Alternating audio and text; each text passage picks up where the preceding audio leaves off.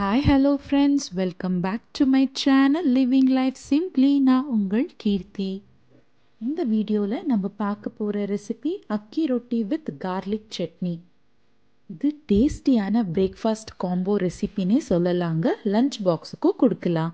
கர்நாடகாவில் இந்த ரெசிபி ரொம்பவே ஃபேமஸுங்க. அக்கினா கன்னடாவில் அரிசின்னு அர்த்தங்க. அரிசி மாவை வச்சு பண்ணுற ரொட்டியை தான் அக்கி ரொட்டின்னு சொல்கிறோம். சூப்பர் சாஃப்டான அக்கி ரொட்டி வீட்லேயே ஈஸியாக எப்படி செய்யறதுன்னு இந்த வீடியோவில் நம்ம பார்க்கலாம். வீடியோக்குள்ளே போகிறதுக்கு முன்னாடி என்னோடய சேனலை சப்ஸ்கிரைப் பண்ணலன்னா மறக்காமல் சப்ஸ்கிரைப் பண்ணிக்கோங்க. பண்ணவங்களுக்கு தேங்க்யூ. இந்த அக்கி ரொட்டி ரெசிப்பியை லஞ்ச் பாக்ஸ்க்கும் கொடுக்கலாங்க. இது ஆறுனா கூட கட்டி ஆகாது, சாஃப்டாகவே தான் இருக்கும். அதே மாதிரி இந்த கார்லிக் சட்னியும் ரொம்ப டேஸ்டியாக இருக்குங்க. இதை நம்ம ரொம்ப நாள் ஸ்டோர் பண்ணி கூட சாப்பிட்லாம். ட்ராவல் டைமில் இந்த கார்லிக் சட்னி நம்மளுக்கு ரொம்பவே யூஸ்ஃபுல்லாக இருக்கும். வாங்க கார்லிக் சட்னி எப்படி செய்யறதுன்னு பார்க்கலாம். ஃபஸ்ட்டு கடாயில் 1 டேபிள் ஸ்பூன் ஆயில் சேர்த்துக்கலாம். ஒரு பெரிய சைஸ் ஆனியனை நீல வாக்கில் கட் பண்ணி சேர்த்துக்கலாம். அது கூடவே கல்லுப்பு சேர்த்து நல்லா ஃப்ரை பண்ணிக்கலாங்க. ஆனியன் கலர் மாறி வரப்போ ஒரு 20 பல்லு பூண்டு சேர்த்துக்கலாம். அது கூடவே 5 காஞ்ச மிளகாய், 3 பாடிகை மிளகாய், இன்னும் உங்களுக்கு காரம் பிடிக்கும்னா 2 மிளகாய் எக்ஸ்ட்ராவும் சேர்த்துக்கலாம். சேர்த்து எல்லாத்தையும் நல்லா கலந்துக்கலாங்க. ஃபைனலாக ஒரு சின்ன துண்டு புளி சேர்த்து கலந்துக்கலாம். நல்லா வதங்கின அப்புறம் அதை ஆறட்டும். ஆறின அப்புறம் மிக்சி ஜாரில் சேர்த்து ஒரு 1/4 கிளாஸ் தண்ணியும் சேர்த்து நல்லா மையாக பேஸ்ட் ஆட்டம் அரைச்சிக்கணும். தான் அதே கடாயில் 3 டேபிள் ஸ்பூன் ஆயில் சேர்த்துக்குங்க. கூடவே கடுகு, உளுத்தம் பருப்பு, கடலை பருப்பு சேர்த்து நல்லா கலந்துக்குங்க. அடுத்ததான் 2 பிஞ்ச் பெருங்காயம், ஒரு கொத்து கருவேப்பிலை சேர்த்து கலர் மாறுற வரைக்குமே ஃப்ரை பண்ணிக்கோங்க.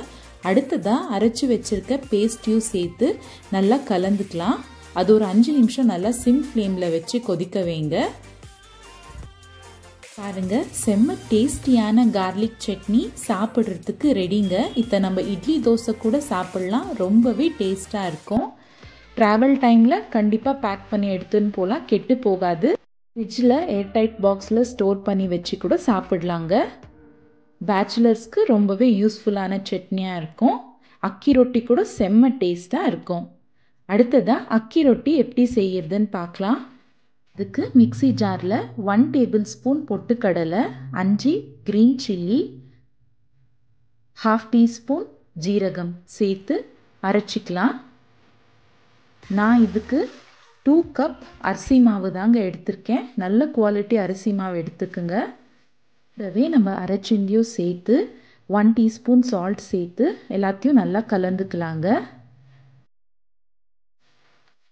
அடுத்ததாக கொத்தமல்லி, கருவேப்பிலை, திருகின கேரட், பொடியாக கட் பண்ண வெங்காயம் எல்லாத்தையும் சேர்த்து நல்லா கலந்துக்கலாம்.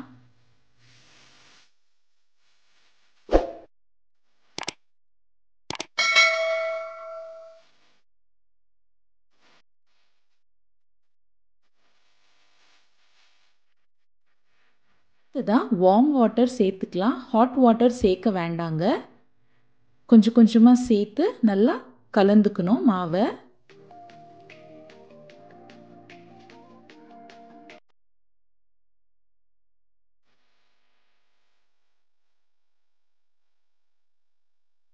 இந்த மாதிரி சாஃப்டாக பிணைஞ்சிக்கணுங்க. நான் இப்போது ரொட்டி தட்டுறதுக்கு பட்டர் பேப்பர் தாங்க யூஸ் பண்ணியிருக்கேன். உங்ககிட்ட பட்டர் பேப்பர் இல்லைன்னா வாழை இலையில் கூட தட்டிக்கலாம். பட்டர் பேப்பர் மேலே ஆயில் நல்லா தடவிக்குங்க. ஒரு உருண்டை சைஸ் மாவு வச்சு கையிலையும் எண்ணெய் தடவிட்டு நல்லா எவ்வளோ மெலிசாக வருமோ அவ்வளோ மெலிசாக தட்டிக்குங்க.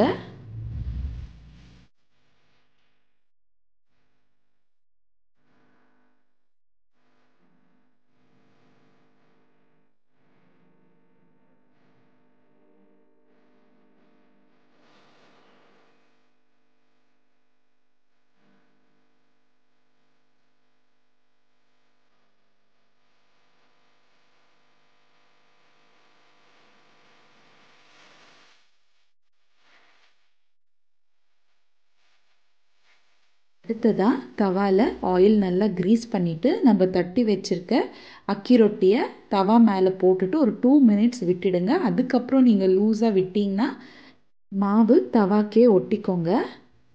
இந்த பட்டர் பேப்பரில் நீங்கள் எவ்வளோ அக்கி ரொட்டினாலும் தட்டிக்கலாம். அதுக்கப்புறம் 1/2 டீஸ்பூன் ஆயில் ஊற்றிட்டு ஒரு 2 மினிட்ஸ் கழித்து ஃப்ளிப் பண்ணி இன்னொரு 1/2 டீஸ்பூன் ஆயில் சேர்த்துட்டு நல்லா ஒரு 2 மினிட்ஸ் 2 பக்கமும் மீடியம் ஃப்ளேமில் வேக விடுங்க. அவ்வளோதாங்க, செம்ம சாஃப்டான டேஸ்டியான அக்கி ரொட்டி சூடாக சாப்பிட ரெடிங்க. அதுவும் கார்லிக் சட்னி கூட வச்சு சாப்பிட்டிங்கன்னா அட்டகாசமாக இருக்குங்க. செம்ம காம்பினேஷன். கண்டிப்பாக ட்ரை பண்ணி கமெண்ட் பண்ணுங்கள். அப்படியே இந்த ரெசிபியும் பிடிச்சா ஒரு லைக்கும் சப்ஸ்கிரைபும் மறக்காமல் பண்ணிவிடுங்க. அதே மாதிரி ஃப்ரெண்ட்ஸ் அண்ட் ஃபேமிலிக்கும் ஷேர் பண்ணிவிடுங்க.